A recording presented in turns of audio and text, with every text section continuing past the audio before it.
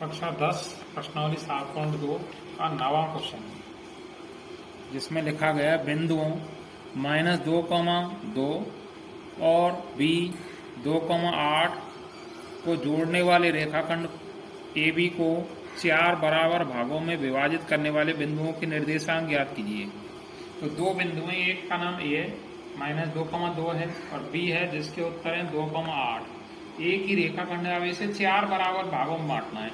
तो इसे बांटने के लिए मैंने 3 बिंदु लगा दिए बीच में, P, Q और R। अब P से इधर A की तरफ एक टुकड़ा है तो एक अनुपात आ गया, और P से उधर हमारे पास 3 टुकड़े हैं, सभी बराबर के हैं, तो इस कारण 1:3 उत्तर हो गया इसका। Q से A की तरफ 2 टुकड़े हैं और Q से B की तरफ भी 2 टुकड़े हैं, दोनों बराबर बराबर के, 2:2 लिख लो, चाहे 1:1 लिख दो।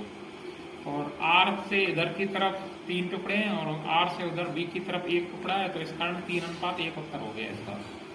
तो आप चाहें तो इसे अनुपात वाले सूत्र से कर सकते हैं, M1 M2 से पहले P निकालेंगे, फिर Q निकालेंगे, फिर R निकालेंगे, पर मैंने इसे ऐसे ना करके पहले Q के निर्देशांक लिखे हैं, क्योंकि Q पे उत्तर है हमारे 2:2, यानी अनुपात बराबर है। तो यह है A B का मध्य बिंदु AQ, तो मैंने लिख दिया AB के मध्य बिंदु Q के निर्देशांक। x बराबर x1 प्लस x2 बटे 2, y बराबर y1 प्लस y2 बटे 2। तो x के स्थान पर x1 का मान जमा दिया -2, फिर प्लस x2 का मान है 2, तो 2 जमा दिया बटे 2 बराबर 0। -2 और 2 को घटाएंगे तो 0 बटे 2, और 2 का भाग 0 में दिया तो 0 उत्तर आ गया। और y के स्थान पर y1 का मान है हमारे पास 2, और प्लस y2 का मान है 8 बटे 2, तो जोड़ दिए 10 बटे 2, तो 10 बटे 2 का उत्तर हो गया 5। तो अर्थात बिंदु Q के निर्देशांक आ गए 0,5। तो इस Q के निर्देशांक 0,5 है। तो Q से P की तरफ या P तक एक टुकड़ा है, P से A तक का भी एक टुकड़ा है। अगर हम A से Q को देखें तो इसका मध्य बिंदु P है। ध्यान रखना, A B का मध्य बिंदु Q है, AQ का मध्य बिंदु P है, और QB का मध्य बिंदु R हो जाएगा। तो आगे हमने AQ रेखाखंड खींच दिया। A के स्थान पर निर्देशांक रख दी -2 और 2, और Q के स्थान पर Q के जो अभी उत्तर आए थे 0,5 रख लिए, और P के स्थान पर रख लिए x, y। तो ये x1 y1 है और ये x2 y2 है। तो अब लिख दिया AQ के मध्य बिंदु P के निर्देशांक x बराबर x1 प्लस x2 बटे 2, और y बराबर y1 प्लस y2 बटे 2।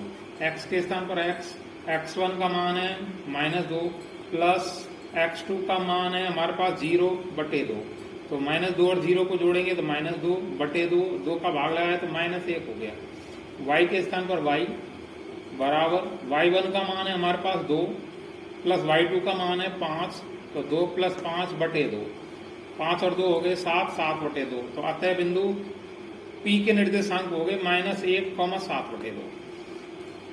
अब आगे हल कर दिया Q और B।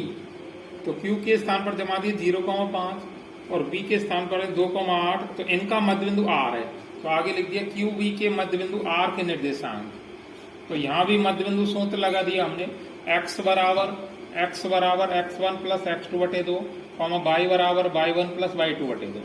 तो x के स्थान पर x1 का मान है 0, प्लस x2 का मान है 2 बटे 2, तो 0 और 2 को जोड़ेंगे तो 2 बटे 2, 2 का 2 में भाग दिया तो 1 बार गया। y के स्थान पर y1 का मान है 5, प्लस y2 का मान है 8 बटे 2, और 5 और 8 जोड़कर 13 बटे 2। तो अतः बिंदु R के निर्देशांक हो गए 1,13 बटे 2। तो इस प्रकार यह सवाल हुआ। दूसरी तरह भी कर सकते थे, जो मैं पहले बता चुका हूँ। तब ये पहले P निकालते, फिर QA निकालते, फिर R निकालते, 3 बार अंत विभाजन सूत्र लगाते हम M1 M2 वाले सूत्र को, और उनसे करते हम।